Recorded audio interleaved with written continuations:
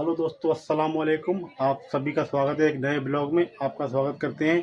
आज हम आपको बताएंगे चावल कौन कौन से प्रकार का होता है, कितनी वैरायटी का होता है, किस रेट बेचना होता है और किस तरह ग्राहक को अपनी और अट्रैक्टिव करना होता है, किस तरह अपनी दुकान पर ग्राहक को बुलाना होता है।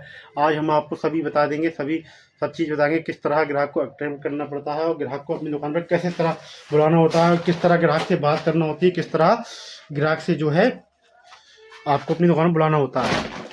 तो शुरू करते हैं दोस्तों।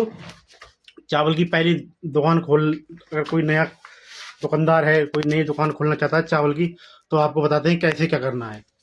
आपको सबसे पहले अपना एरिया देखना है।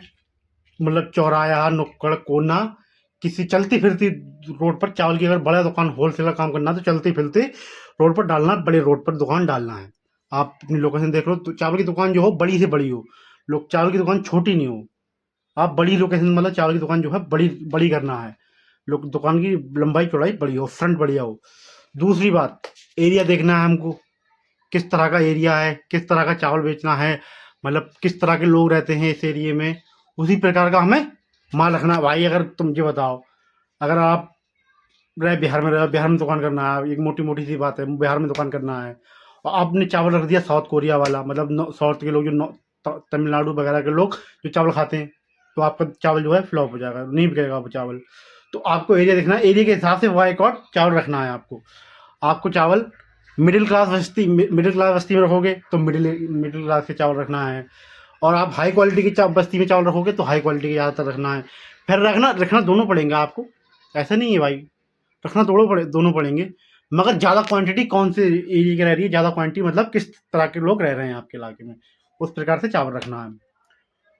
दूसरी बात, दुकान की डेकोरेशन बहुत ज़बरदस्त करना है। दुकान की डेकोरेशन से ही ग्राहक अट्रैक्टिव होता है। कोई चीज़ खूबसूरत दिख रही है, आप भी कहीं जाते होगे तो आपको कोई चीज़ खूबसूरत दिखती होगी तो आप रुक के ज़रूर देखते होगे, तो वही सीन होता है। खूबसूरत दुकान की खूबसूरती करना है, आपको माल अपना अच्छा भरना है, क्वांटिटी अच्छी रखनी है, अच्छे माल रखना है।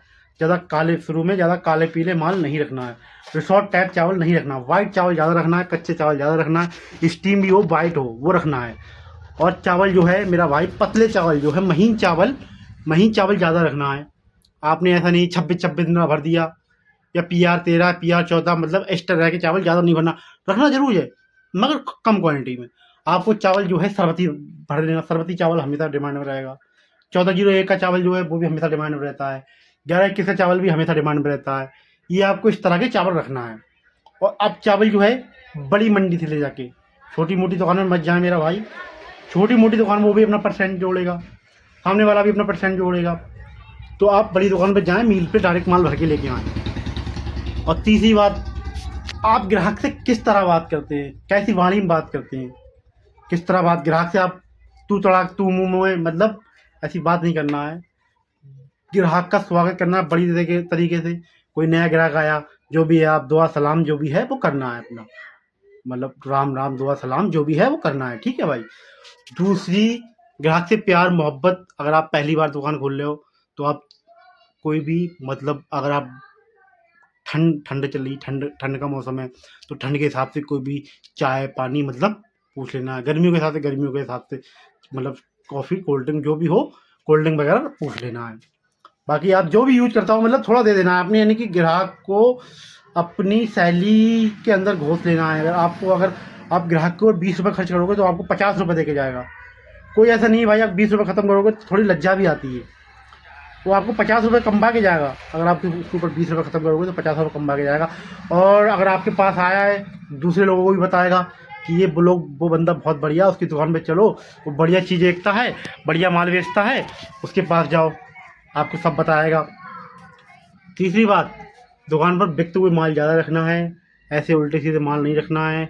दुकान पर उल्टे और फालतू लोगों को नहीं बिठाना है, उल्टे सीधे लोगों को नहीं बिठाना है। और दुकान पर जो मेन दुकानदार हो वो ज़्यादा ड्यूटी दे। आप जैसे घर में और भी लोग होते हैं उनको ज़्यादा मतलब